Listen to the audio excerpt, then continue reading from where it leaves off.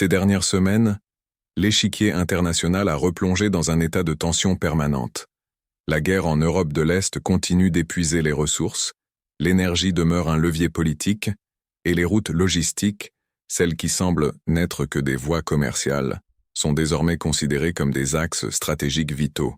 Dans ce contexte, le différend ne porte plus uniquement sur les batailles, mais sur l'architecture même du pouvoir. Celui qui contrôle les routes contrôle le rythme des rapports de force. C'est là que réside la véritable tension. Car tandis que l'attention de l'Occident reste focalisée sur les points stratégiques les plus évidents, des mouvements discrets redessinent en profondeur la dimension stratégique de l'Eurasie. C'est précisément dans ce type de faille que la Russie opère froidement. Sans avoir besoin de franchir la frontière d'un pays protégé par des clauses de défense collective, Moscou a opté pour une stratégie plus efficace. Créer un avantage là où l'adversaire dispose de peu de marge de manœuvre. Il ne s'agit pas d'ouvrir un front, au sens classique du terme, avec des colonnes avançons et des drapeaux plantés. Il s'agit d'ouvrir un théâtre d'opérations asymétriques, logistiques, économiques et politiques, dans des régions où les alliances occidentales ne peuvent riposter avec les mêmes moyens. L'enjeu est simple à expliquer et difficile à neutraliser. La connectivité. Celui qui dispose de voies alternatives pour distribuer l'énergie, transporter des marchandises, contourner les sanctions et réduire sa dépendance au goulet d'étranglement maritime, gagne en liberté d'action. Celui qui n'en dispose pas devient otage des goulets d'étranglement, des coûts d'assurance, des prix du fret, des pressions financières et de l'instabilité politique de ses partenaires. Voilà le cœur du différend. Pendant des décennies, l'avantage occidental s'est fondé sur 3 piliers. La maîtrise des routes maritimes mondiales, la domination du système financier international et un réseau d'alliances militaires qui empêchait toute action brusque. Mais ces piliers ne sont pas immuables. Lorsqu'un rival comprend qu'il n'a pas besoin de vaincre cet ensemble de forces par un combat direct, mais seulement de le rendre moins pertinent, la donne change. C'est précisément l'enjeu du corridor caucasien. Un axe terrestre reliant les intérêts russes à ses partenaires du Sud, contournant les points de pression que l'Occident a historiquement utilisés pour influencer le comportement de ses adversaires. Le Caucase n'est pas un lieu secondaire. Géographiquement, c'est un point névralgique. Politiquement, c'est une zone de tension. Logistiquement, il peut devenir un canal essentiel pour l'acheminement de ressources stratégiques. Et lorsqu'un point névralgique change de camp, toute la porte s'ouvre dans une direction différente. L'Occident perçoit souvent la région comme une périphérie, petit pays, vieux différent, conflit gelé, négociations fragiles. Or, dans le contexte mondial actuel, la périphérie est devenue un terrain crucial. Car c'est précisément là que les engagements de défense collective ne s'appliquent pas automatiquement, que les rivalités locales sont complexes et que la projection de puissance extérieure est limitée par le risque d'escalade. C'est le terrain idéal pour une stratégie de zone grise, des actions en deçà du seuil, justifiant une riposte militaire directe, mais au-delà duquel il est possible de faire comme si de rien n'était. Pour comprendre la réaction de l'Occident, souvent marquée par le malaise et la paralysie, il est essentiel de saisir la nature de l'OTAN et le contexte mondial dans lequel elle opère. L'OTAN a été conçue pour faire face à une menace linéaire, avec des frontières claires et des lignes de défense bien définies. Son fonctionnement est optimal lorsqu'elle peut tracer une ligne sur la carte et affirmer « Voici la zone vitale, voici la garantie, voici la limite infranchissable ». Or, aujourd'hui, la confrontation se présente rarement sous cette forme. La menace se manifeste à travers les infrastructures, les corridors, les accords, l'énergie, les câbles, les ports, les voies ferrées, les routes et les devises. Face à une colonne blindée, la réponse est militaire. Positionnement, dissuasion, présence avancée, exercice, état de préparation. Face à un corridor logistique qui réoriente les flux économiques, la réponse exige autre chose. Une offre compétitive, des investissements, des accords régionaux, une diplomatie à long terme. Et ce n'est pas le domaine d'une alliance militaire. La Russie le comprend parfaitement. Moscou n'a pas besoin de déclencher une riposte de défense collective. Ce serait un pari risqué pour un faible bénéfice. L'objectif n'est pas de provoquer une guerre totale, mais de se doter d'une profondeur stratégique et d'une marge de manœuvre en exploitant des régions où les intérêts, même au sein de l'Occident, divergent. Un facteur central entre alors en jeu, la Turquie. Membre de l'OTAN, elle poursuit néanmoins ses propres objectifs régionaux, fondés sur la proximité géographique, l'énergie, le commerce, la sécurité des frontières et des ambitions d'influence. Ankara agit avec pragmatisme. Elle coopère, négocie, contourne les obstacles et maintient un équilibre. Dans le Caucase, la Turquie ne perçoit pas nécessairement la même menace que les autres capitales européennes. Elle y voit parfois des opportunités. Transit, influence, accès au marché, renforcement des partenaires locaux et capacité de négocier avec tous. Cette divergence est source de tensions et c'est précisément là que les alliances se fissurent. L'OTAN repose sur un consensus politique. Or, ce consensus n'existe que lorsque la perception de la menace est partagée. Face à une menace diffuse et indirecte, chaque membre évalue différemment les coûts et les avantages. Certains privilégient l'énergie, d'autres les migrations, d'autres encore le commerce, la dissuasion à l'est, ou la stabilité au sud. Le résultat est prévisible. Une machine puissante et imposante mais lente à réagir dans des environnements où chaque seconde d'indécision entraîne des faits accomplis. Ce que Moscou cherche à construire, au cœur de cette manœuvre, n'est pas une occupation territoriale au sens traditionnel du terme. Il s'agit d'une voie de communication, d'une artère, d'un axe nord-sud capable de relier la Russie à ses partenaires du sud, en passant par des points de transit dans le Caucase, et, de là, d'atteindre d'autres marchés et centres régionaux. Cela touche directement à la question des sanctions et de l'isolement économique.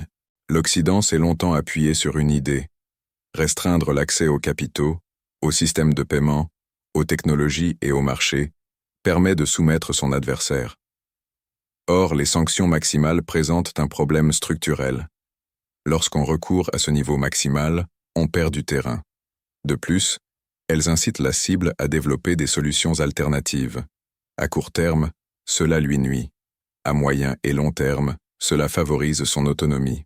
Et l'autonomie, dans la réalité, signifie une moindre vulnérabilité aux pressions extérieures. Lorsque le système financier international devient un instrument de coercition, il constitue également un signal d'alarme pour les pays tiers. Ceux qui ne sont pas des ennemis directs commencent à se demander: et si je me retrouvais dans cette situation demain? La réaction rationnelle consiste à réduire la dépendance, non par idéologie, mais par souci de gestion des risques. C'est la logique qui sous-tend l'émergence de mécanismes parallèles, échanges en monnaie locale, systèmes de compensation alternatifs, banques régionales, lignes de swap, mécanismes de paiement hors des réseaux traditionnels. Une fois opérationnelle, cette infrastructure alternative ne disparaît pas. Elle perdure, car elle devient une stratégie de prévention contre la prochaine crise. C'est là que le corridor caucasien devient plus qu'une simple carte. Il devient un symbole opérationnel. L'idée que l'Eurasie peut consolider des routes terrestres échappant au contrôle maritime et financier qui a traditionnellement profité aux puissances atlantiques. Cela n'élimine pas la puissance occidentale, mais réduit sa capacité d'influence. Et en géopolitique, perdre sa capacité d'influence équivaut à perdre une part de son pouvoir réel. L'Occident dispose toujours de puissance militaire, de technologie et d'alliances. Mais la puissance militaire ne bloque pas les échanges sans une escalade que personne ne souhaite. Et la technologie n'empêche pas les pays de commercer entre eux si l'incitation économique est forte. La question se pose alors différemment. Comment réagir face à une transformation qui n'est pas une attaque mais une réorganisation? Voici un concept qui permet de comprendre la situation actuelle. Il ne s'agit pas d'un effondrement, mais d'une usure progressive. Les grands accords internationaux s'effondrent rarement d'un seul coup. Ils s'affaiblissent lorsque leur maintien devient plus coûteux, lorsque les engagements se multiplient, lorsque les priorités divergent et lorsque les instruments perdent en efficacité. C'est une transition par érosion. On ne perd pas de façon spectaculaire. On devient simplement incapable de tenir tous ses engagements. Et c'est précisément ce que met à l'épreuve un mouvement dans le Caucase. La capacité de l'Occident à réagir en dehors de son fief, là où il est le plus puissant. L'OTAN peut défendre efficacement ses membres officiels. Elle peut projeter une force de dissuasion dans des zones définies. Mais peut-elle empêcher la construction d'une alternative économique continentale? Peut-elle empêcher une réorganisation logistique qui profite aux acteurs locaux? Peut-elle proposer une alternative plus avantageuse que la simple présence géographique et les gains matériels immédiats? C'est là le point délicat. La géographie est incontournable. Les pays du Caucase et des régions limitrophes ne peuvent changer leur environnement. Ils vivent aux côtés de puissances régionales qui ont une présence physique, une influence historique et la capacité d'appliquer des sanctions ou des récompenses à court terme. Les promesses occidentales, par définition, sont souvent plus lointaines, plus bureaucratiques et davantage tributaires des cycles politiques internes. Et lorsqu'il s'agit de choisir entre un gain économique immédiat à faible risque et une promesse lointaine assortie d'un coût d'alignement élevé, la décision est généralement pragmatique. Cela crée une perception dangereuse, celle que l'Occident propose, la moralité et les processus, tandis que son rival propose les infrastructures et la connectivité. Il ne s'agit pas d'une évaluation morale, mais d'une perception d'utilité. Et en politique internationale, la perception influence les comportements. C'est pourquoi ce théâtre d'opération est si sensible. Il ne s'agit pas seulement de la Russie et de l'OTAN. D'autres acteurs observent. Les pays du Moyen-Orient y voient une occasion de diversifier leurs routes et leurs partenaires. Les puissances moyennes du Sud y voient un précédent. Il est possible de survivre à une pression maximale s'il existe des alternatives. Les grandes économies asiatiques analysent la possibilité de réduire leur vulnérabilité au goulet d'étranglement maritime et au choc politique. Et surtout, la Chine observe cette dynamique dans le cadre d'un contexte plus large. Si les États-Unis doivent répartir leur attention entre plusieurs théâtres d'opération, la pression stratégique se trouve redistribuée. C'est là que le facteur de saturation entre en jeu. Les États-Unis sont le pilier de l'OTAN. Sans eux, la crédibilité de cette alliance stratégique s'amenuise. Mais les États-Unis n'opèrent pas sur un seul échiquier. Ils sont également présents dans l'Indo-Pacifique, où les enjeux sont navals, technologiques et industriels. Chaque crise supplémentaire aux abords de l'Europe entraîne une mobilisation du temps, de l'attention, des ressources et de la coordination. Et c'est précisément ce que font les adversaires rationnels, créer des dilemmes, sans nécessairement déclencher de conflits. La logique est celle des échecs, mais avec une dimension logistique, contraindre l'adversaire à couvrir plus de cases qu'il n'a de pièces. Et si cet adversaire est une vaste alliance, avec des décisions collectives et des intérêts divergents, l'effet est amplifié. La Russie n'a pas besoin de gagner chaque manche. Il lui suffit d'accroître le coût de la riposte. Il lui suffit de susciter une lassitude politique. Il lui suffit de donner l'impression que l'Occident réagit sans imposer son agenda. La plus grande vulnérabilité ne réside donc ni dans une frégate ni dans un bataillon, mais dans la rigidité du modèle. Une alliance militaire excelle dans la dissuasion des attaques conventionnelles. Elle est en revanche moins efficace face à l'ingénierie financière, aux corridors logistiques et aux alliances pragmatiques. Or, dans le monde actuel, la puissance est la somme de toutes ces dimensions. Ceci nous amène à ce qui est réellement en jeu dans ce corridor. Il ne s'agit pas simplement d'une route ou d'une voie ferrée, mais d'un réseau, une chaîne d'infrastructures comprenant des ports, des terminaux, des entrepôts, des accords de transit, une protection politique et des mécanismes de paiement qui contournent les points de contrôle occidentaux. Autrement dit, une autonomie opérationnelle qui rend les sanctions moins létales et les pressions extérieures plus coûteuses et moins prévisibles. Lorsque la Russie investit dans ce domaine, elle ne recherche pas seulement le commerce, elle recherche une résilience stratégique. Et c'est cette résilience stratégique qui permet de maintenir une politique étrangère ferme. Si l'on peut vendre de l'énergie, importer des intrants essentiels, exporter sa production et accéder à des marchés alternatifs, on réduit l'efficacité de l'encerclement.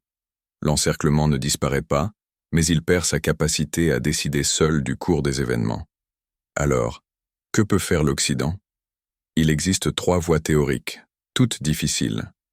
La première approche consiste à tenter de bloquer l'accès. Or, bloquer les infrastructures en territoire tiers implique d'exercer des pressions sur ces tiers. Cela engendre des tensions diplomatiques et peut pousser davantage d'acteurs à rejoindre le camp adverse, par crainte de dépendance.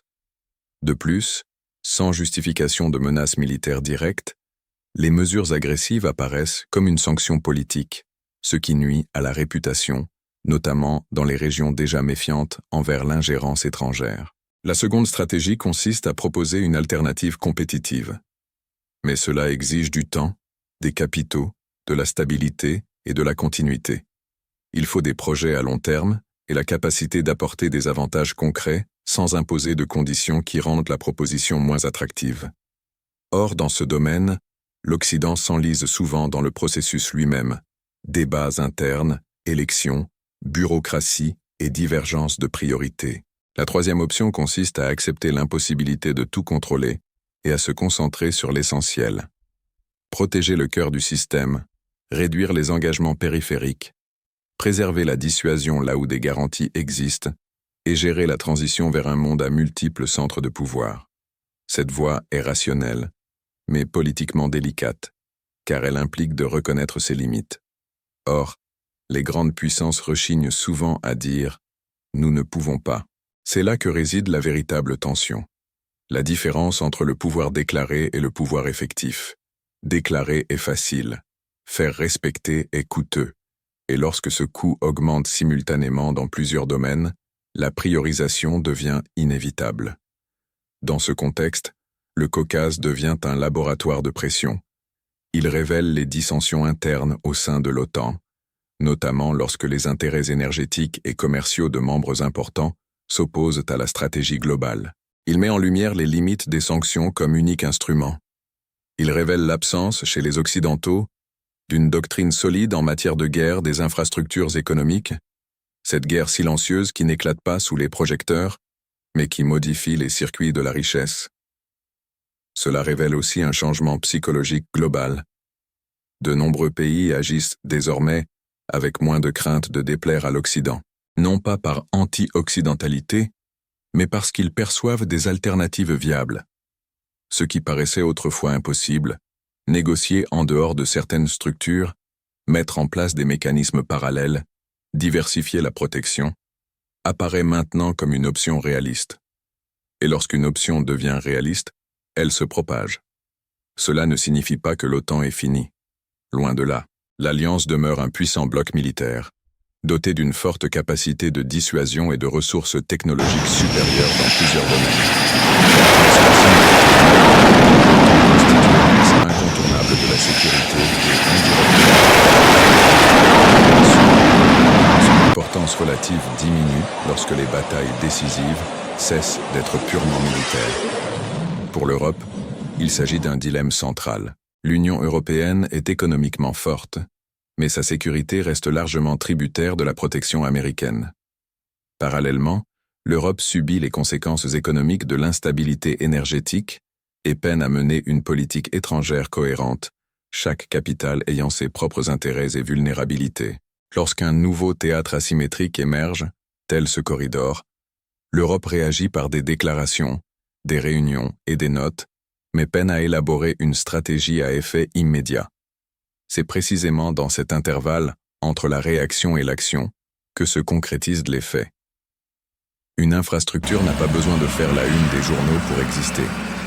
Lorsque les voies se connectent, lorsque des accords de transport sont signés, lorsque les terminaux sont agrandis, la réalité change.